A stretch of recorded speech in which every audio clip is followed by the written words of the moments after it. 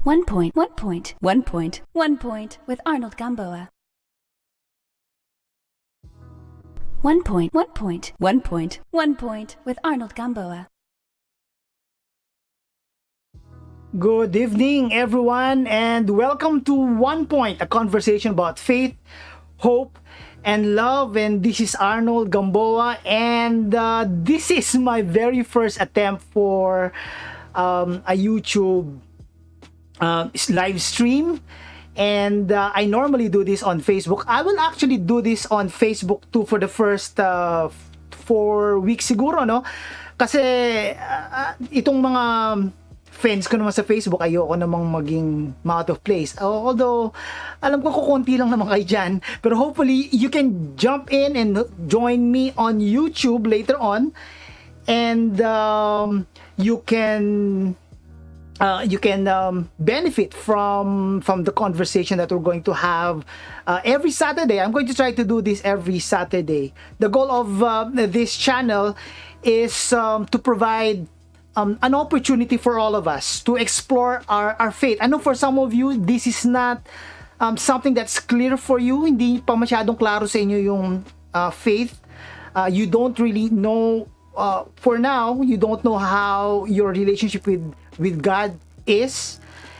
And I'd like to provide this platform for us to be able to explore this. And there will be some questions with regards to faith. There will be some questions and doubts about your faith. And hopefully with this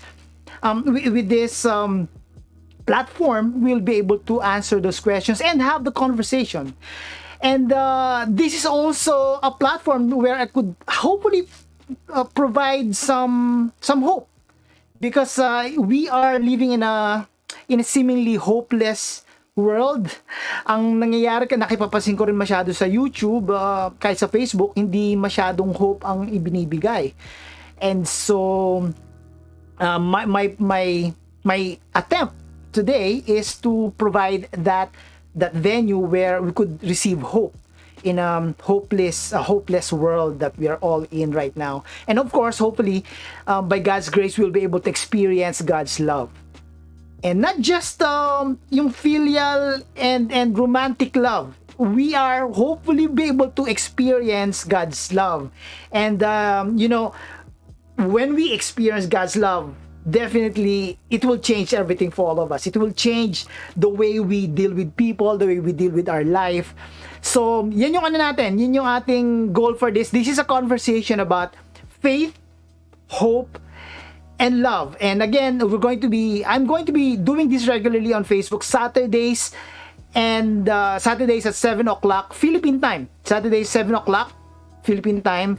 And for the next 4 weeks, I'm going to also be simulcasting this on Facebook so that my friends dito sa Facebook makasama din natin, nakasama ko rin kayo.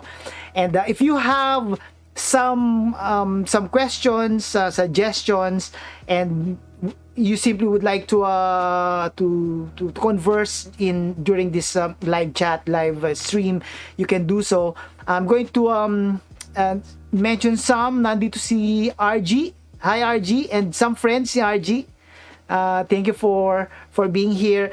I'd like to request sana kayo, no, if you are on YouTube, can you press that like button and then maybe siguro subscribe na rin, kasi that's how YouTube algorithm works. If you do some likes, and hopefully the algorithm will share this video to others. And hopefully they'll also be benefiting from this. And if you are on YouTube, you can share also. You can share this stream so that some of your friends can also benefit from this. All right, so let's do this. We're going to have some hopefully great conversation today. If you have some thoughts, just make your comments below, and we're going to try to mention all those later on. These comments. 1 point, 1 point, 1 point, 1 point with Arnold Gamboa. Before we get started with our main topic today, I have a quick anecdote. Quick anecdote. I was named after a popular artist back in the 70s. Ang pangalan niya is, of course, my name is Arnold Gamboa. The name of the actor is Arnold Gamboa. In the 70s, my mom, according to stories, my mom is a big fan of this artist. Ito siya. Yan. Siya yung si Arnold Gamboa. And being named after a popular artist is something that benefited me growing up. Kasi ang nangyayari, syempre pag nasa school ka, 'di ba? Pag nasa school ka, ang unang-una mong gustong makita o malaman ng mga teachers mo ay yung pangalan mo. Para kapag yung pangalan mo palagi nababanggit ng teacher, big time ka nun, na big time sa mga teachers mo, na kakilala ka kagad sa mga recitation, sa mga grades, palagi nilang napapansin yung mga bagay na yon. So, while growing up, even back in college, madaling natatandaan ng mga teachers ko yung pangalan ko because of this famous actor. And during the early days of Facebook, when I signed up to Facebook, a lot of people were actually messaging me on Facebook. Sabi nila, ikaw ba yung famous actor? Are you the famous actor back in the 70s? Palagi yan. Every day, almost every week, at least once, one message a week, I would be receiving a message. And so I realized that, Arnold Gamboa back in the 70s, really, especially for the older generation, he is really a popular actor. And then I think this is around 2011, a common friend of ours. Now we have a common friend. His name is Josh. I don't know if Josh is joining us today, so hopefully we'll be able to see this also. But Josh is a good friend of mine, and he is also a friend of Arnold Gamboa. And then on one of those days in I think July of 2011, he introduced us to Arnold Gamboa, the artist. And lo and behold, Arnold Gamboa, Josh is the first guy on the left, and of course my wife Joy is also there. Si Arnold Gamboa, he's seated beside Joy. Really nice guy, very very generous. He treated us to a meal in Astoria because he works in Astoria Hotel. And up until now, in fact, there are some other guys, fans of him, who would message me every single week. Meron pa rin hanggang ngayon talaga, every week. Some people would be messaging me about or inquiring if I am Arnold Gamboa, the artist. So, Kuya Not, thank you for your name, and it played a big role for me growing up, and I'm blessed to know you personally, and we still chat once in a while sa Facebook. So thank you for being my namesake. All right. 1 point, 1 point, 1 point, 1 point with Arnold Gamboa. Today we're going to be talking about your storms in life. Here's my question for you today. What do you do? What do you do if you are, or when you are in the middle of your life's storms? What do you do if you are in the middle of your life's storms? Maybe you are having currently, or maybe in the past, you're having a financial storm, especially nowadays. During our COVID situation, we have some financial struggles, and I know for some of you, you are undergoing through some financial storms. Maybe for some of you, you are undergoing through relational storm. You are undergoing through some difficulties with your relationships. Maybe you're married, you are having some difficulties, problems with your relationship with your wife, or maybe you are having problems relational with some of your relatives. I don't know what it is, but you are probably going through some relational storms nowadays. Or maybe you are undergoing through some career difficulties, and you don't know what to do. You don't know how to deal with your career difficulties, and that is a career storm that we can consider. But for some of you, maybe it's a spiritual storm. Maybe you are struggling with your relationship with God. You are in a current life storm. Whatever it is that you are undergoing through right now, the problem with all of us today, especially for some of us who are, really struggling with what we're doing today, we don't know how to deal with our life storms. Tayo dito sa Pilipinas, when it comes to actual storms, we are so used to it that whenever there's a storm that would come, I grew up in Nueva Ecija, and once in a while we would experience storms, the actual storms, no? We would experience these storms, and when we experience storms, we know how to deal with it. Kasi alam na natin, nangyayari sa atin every now and then. But when it comes to our storms in life, when it comes to how to deal with the actual storms in our lives, we are clueless. Hindi natin alam kung anong gagawin natin. Hindi natin alam kung paano i-deal yung ating actual storms in life. I'd like to share with you a passage, a story in the Bible. There's a wonderful story in the Bible about the disciples of Jesus when they encountered a storm, and this will give us an insight on what to do when we encounter a storm in our life. And this is found in Matthew chapter 8, verse 23 to 27. I'm going to be reading it from the New International Version. For those of you who are not or you do not have a physical Bible with you, you can actually download a free Bible. And this is what I recommend every single time that I'm you can download a Bible called the Bible app, YouVersion Bible app. You can also go to bible.com and you can read the Bible for free.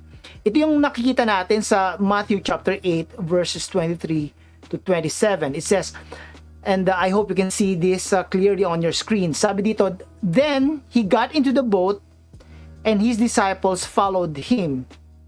Suddenly, a furious storm came up on the lake, so that the waves swept over the boat. But Jesus was sleeping. Yun ang medyo napapansin natin. Bakit when Jesus in a situation like this, in a stormy situation like this, he was sleeping. And probably we will understand later on why he is so calm and sleeping in the middle of a storm. It says, sabi ng mga disciples, Lord, save us, we're going to drown. But he replied, "You of little faith, why are you so afraid?" Maybe Jesus is asking us today, why are you so afraid? You have little faith. When you have these storms in your life, you are undergoing through storms in your life, why are you so afraid? Then he got up and rebuked the wind and the waves, and it was completely calm. There was a storm. Everyone is panicking, but Jesus was asleep. And when the disciples asked him, "Lord, save us, do something, we're drowning," Jesus said, "You of little faith, why are you so afraid?" And then he rebuked the winds and the waves, and it was completely calm. It was completely calm. You see, there's one thing that we can actually see in this passage. First and foremost, we can see in these passages that Jesus has control over the storms, the physical storms that happens on this planet Earth. He has he has control over the storms, and then you can see that he is a powerful God. Some of you may argue that Jesus is not God, and during the course of this this series that we're going to be doing for every Saturday, I'm going to try to talk about this as part of our discussions about who Jesus Christ is and who he is in our lives as God in our lives. And he said, he is powerful and he can control the physical storms that happens on earth. That's how powerful he is. And so when the men in the boat saw this, they were amazed. They were amazed. And they said, "What kind of man is this? Even the winds and the waves obey him."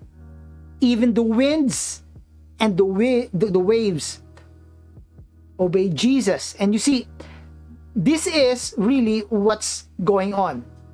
Jesus has control over the storms in our lives too. And there are times where we have financial storms, we have relational storms, we have career storms, we have some spiritual storms that we are undergoing through right now. But our natural tendency, our normal tendency is to solve a solution, to find a solution to our jobs. We find a new job, we try to find new relationships, we try to create new goals in life, and maybe, just maybe, new job or new relationships or new goals in life is not the answer to your problem. Maybe the answer to your problem is to ask the question, who is Jesus Christ? Who is Jesus? Maybe the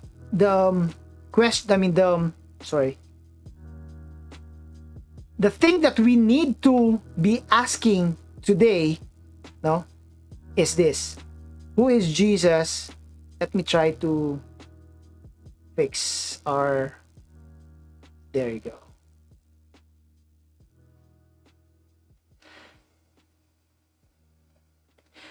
This is our 1 point for today. We need to ask ourselves, what is Jesus' role in the middle of my life storm? What is Jesus' role in the middle of my life storm? Because the reality is that when we have some problems, when we have some issues with our job, with our relationships, we are having some problems with our career, the natural tendency is to just run away from God and try to solve it on ourselves. So a new job is probably the right thing to do, or a new goal in life is probably the right thing to do, or a new relationship is probably the right thing to do. But maybe before we answer those questions, or maybe we try to solve those questions, we need to lay the foundation first. We need to ask ourselves who Jesus Christ is in the midst of all of these situations. Who is Jesus Christ in our lives? That should be your foundation, because everything else will follow when we have the right relationship with God.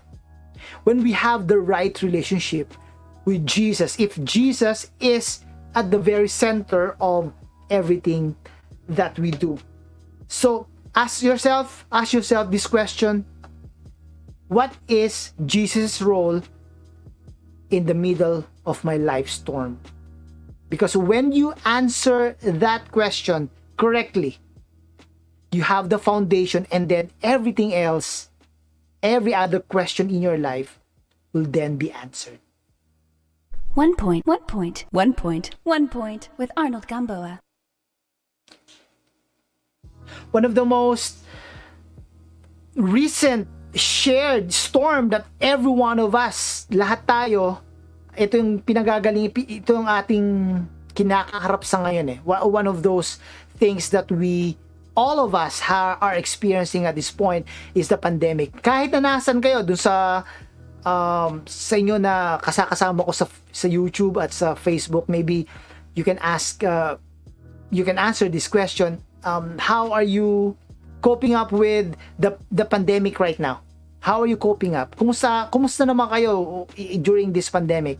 Because I know for a fact that this pandemic has brought a lot of pains to a lot of people. Not just for me, for my family, for a lot of people in the world. No? And maybe for some of you, I know some people lost their jobs because of this pandemic. Some of you are having some strained relationships because of this pandemic. So share with us kung ano yung pinagdadaanan nyo ngayon. Maybe we could, as a stream family, we could share each other's burden during this stream. Now, this is one of the most shared, common, recent storm that all of us can relate with. Ito yung mapagkakasamahan natin sa ngayon. And one thing that all of us can do together, and we can all realize this, that in the times of problems, in times of storms in life, all of us need somebody by our side. Yung friendships, this is the time that we really can realize the importance of friendships. Alam nyo, karamihan sinasabi nila, okay na sa akin lockdown kasi introvert naman ako. I can stay in front of my computer all day long and I'm good. Which is probably true, no? True. For some of you, that can be true. And for some, this is because of you are extroverted. This is really something that's making you crazy. Pero sabihin na natin na ganito, even how introverted you are, the reality is that all of us are created to be together, to be with one another. In fact, I've read an article in the past. Sabi nila there's a psychological effect for all of us who are going to be experiencing a large amount of time without hugs from our friends. Yun na, the physical touch. Of course, for some of you who you have wives, you have kids, this can be useful for most of us, for a lot of us. But even if you have families, you long for friendship. You long for your friends to be with you in times like this, di ba? And it is true because we are created for one another. We are created for one another. Just recently, and here in the Philippines, no, hindi pa masyadong bukas ang lahat sa pagda-dine-in or meeting together as unlike before. But during the eve of February 14, we have some people at church that we that we met, no? Some of them, ito yung mga friends namin. We had some couples couples date, no? We dined out, open air naman yan, and then don't worry, hindi naman kami we took precautionary measures dito sa ginawa namin na to. We wore masks, and we just took it off when we are taking pictures, so don't worry about us. And of course, I also encourage you to do the same. You take precautionary measures if you go out. But you know what I'm trying to say now is, meeting people like this, no, for the very first time, made me realize the importance of being together as friends. Being together as friends. And nakakalungkot dahil hindi natin to nakikita or na-experience nowadays because of the pandemic. You know, the Bible says in 1 Thessalonians chapter 5 verse 11. I hope you can see this, no? Ito yan. Yan. 1 Thessalonians chapter 5 verse 11 says, "Therefore, encourage one another and build each other up, just as in fact you are doing." Encourage one another, build each other up. That's the purpose of friendship. We encourage one another and build each other up. And without friends during this time of storm, this shared storm that all of us are experiencing today, without them, it's really very hard, di ba? Ang hirap. And so what I'm encouraging you today is to continue looking for those friendships, those opportunities to be with your friends, even online. At church we have what we call life groups, and my life group is what we call Iron Man. My guys, Iron Man, if you are watching this, not probably on live stream but on replay, I salute you guys. We always meet every Sunday before, but now Wednesday afternoons on Zoom and or Google Meet. We meet every single time, every single week, because we try to help each other out. We try to hear each other, because it's very important, not just for your social needs, but also for your mental health. I encourage you to continue fellowshipping with your friends, and especially, and you know, if you do not have a church family, this is what I'm encouraging you to do.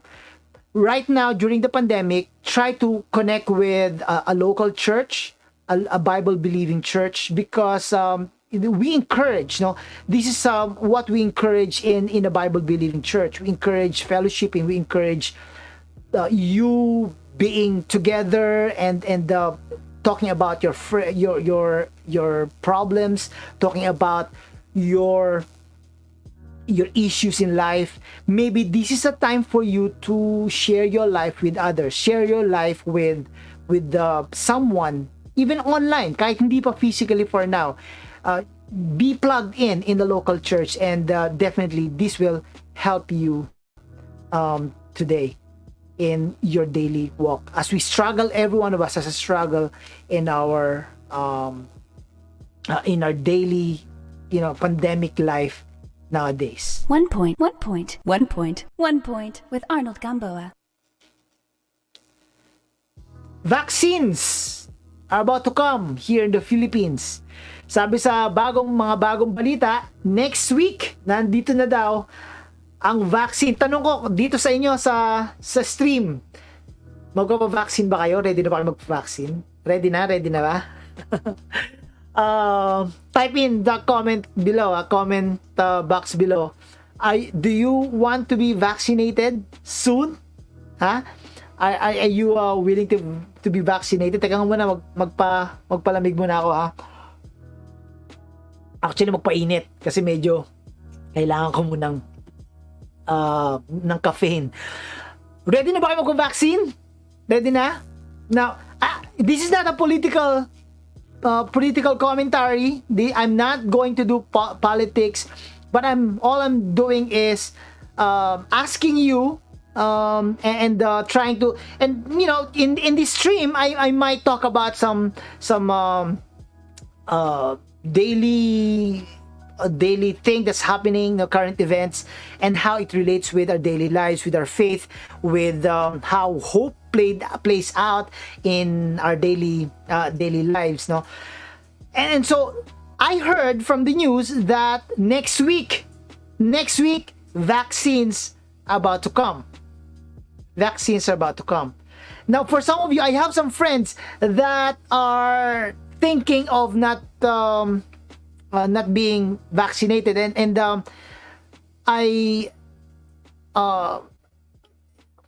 we need to always say, no, kailangan nating sabihin na we respect that. We respect those who have that kind of a opinion. Now, some are actually not happy with the vaccines being late dito sa Pilipinas. Sabi sa mga news, tayo lamang dito sa Pilipinas, sa Southeast Asia, ang wala pang vaccines. Now, I don't want to dwell on those, but all I want to say is that the news for a vaccine is actually hope for all of us. Hope yan sa atin eh. Kasi alam nyo, vaccines, my hope is that it will somehow fix a lot of things. It can promote, if you are vaccinated, hopefully it will work out. And as much as possible, if a lot of people will be vaccinated, we will attain herd immunity, no? And then eventually, I don't know, maybe a year or two, we will all go back to our normal lives, because a lot of us are saying, we want to go back to our normal lives. We want to go back to traveling. We want to be with your families, with your office mates. You want to play basketball once again. Gusto ko na rin gawin yan. I want to play basketball again, and it's still not allowed here in the Philippines, even if some people are actually doing it now, albeit illegally. they're playing basketball now, but you see, we want to go back to our normal life. So my hope is that with this vaccine, it will work out, and we will eventually have herd immunity.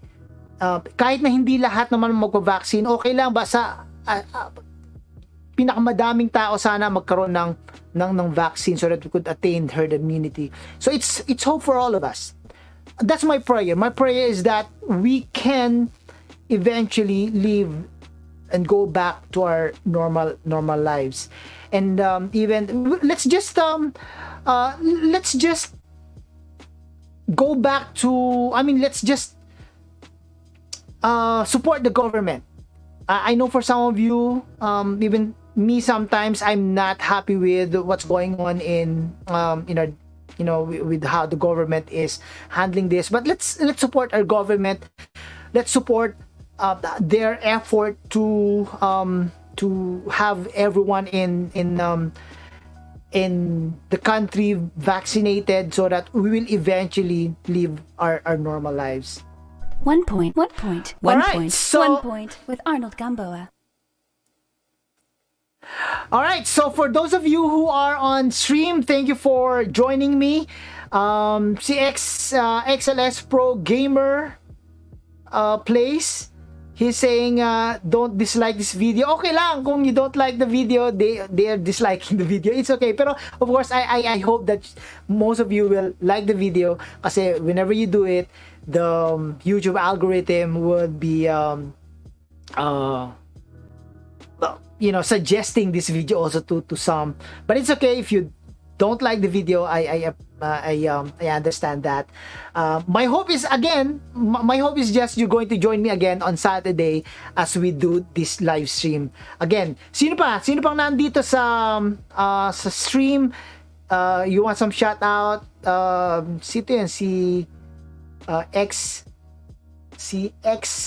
LS Pro Gamer Place, sabi niya diyan. Si RG, yon, si RG, hi RG, and send my regards to our family in Vienna, Austria. And what, okay, so there you go. Thank you for liking this video. Sana next week join me again dito sa live stream natin. Oh, si Kat is also here. Kat, are you also with Melvin? Alam niya, sabi ng mga, this is my first live stream here on YouTube. And so there's a YouTube tutorial, sabi nila, for you to be able, of course, definitely for the first few weeks, there's going to be almost zero live stream, participants. So, sabi nila, the way for you to have a live stream participant is to ask your family members to join your live stream. And so, for those of you, family members, RG, Kat, sino ba bang kasama ko dyan? Si Jansen ba yung kasama kanina? Si Jansen? Wow! Thank you for joining me today.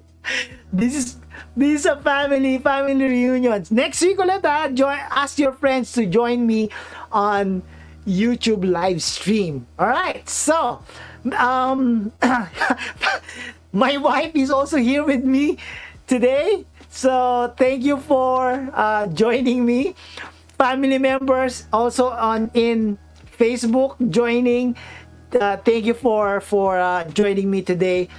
And I'm going to end the live stream in a while, but my hope is that you are somehow blessed by a few topics that we talked about. This is my first attempt to do this, so sorry for if this is something that bores you. Yeah, so wait. There you go. Okay. Now, okay, so next week ulit, let's try to do this every Saturday. I thank my wife for helping me out, and ang ganda ng setup natin. Alam nyo ba kung saan lang to? Kung alam nyo kung saan tong pinanggagalingan ko na to, matgugulat kayo. This is just my wife's artistry. Alright? So siya lahat na nag-setup nito. Hopefully by God's grace, we'll be able to do this again and improve on the quality of the content that I'll be providing in the next few weeks. Alright? So thank you guys for being here with me today. Oo nga, Kat, ang ganda ng setup, di ba? Si Ate Joy ang nag-setup niyan. Si Ate Joy. Teka muna, magbanggit muna tayo. Sino to? Si Ate My Story. I don't know who this is, but anyway, thank you for joining. Like and subscribe. Sabi ng mga YouTuber, like and subscribe. Alright, si Melvin, sabi niya, ganda daw ng setup. Thank you, Ate Joy, for the nice setup. Thumbs up. And ito na lang yan.